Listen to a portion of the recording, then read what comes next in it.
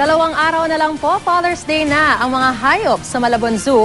May magang selebrasyon ng Araw ng mga Ama. Kabilang sa mga nakisaya sa pagdiriwang ang mga osong sina Teddy Bear at Justin Bieber. Nakatutok si Julia Segovia. Maagang ipinagdiwang ng mga hayop ang Father's Day dito sa Malabon Zoo. Unang pinasaya ang daddy iguana na si Divine.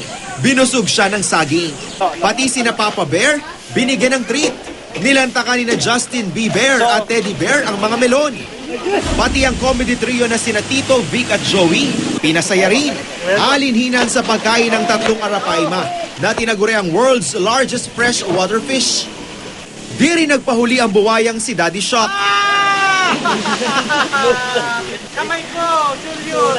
Sa Tiger Island naman ng zoo, binisita ni Tiger Noynoy ang ama niyang si Tiger Ninoy. Pati nga si Tiger Cory, nakisaya rin sa mag-ama. Ako, tapang ako. So hindi ka na natakot dun sa mga tiger? Opo. Ha? Opo. Nag-enjoy ka? Opo. Ano ba yung mga nakita mo? Guana, tiger, takwaya. Maganda ba yung show? Opo. Libreng binuksan ng Malabon Zoo ngayong araw. Nais kasi na may-ari ng zoo na ipabatid ang wastong pangangalaga sa kalikasan.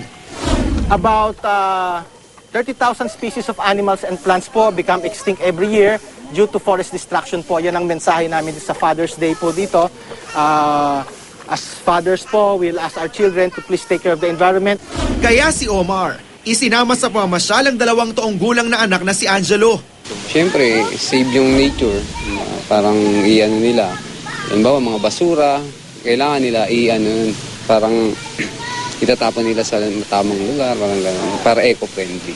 Enjoy na enjoy naman ang mga libreng nakapamasyal sa zoo. Nalaman namin dito na may libre daw ng gano'n. Tinakbo ko na sila rito.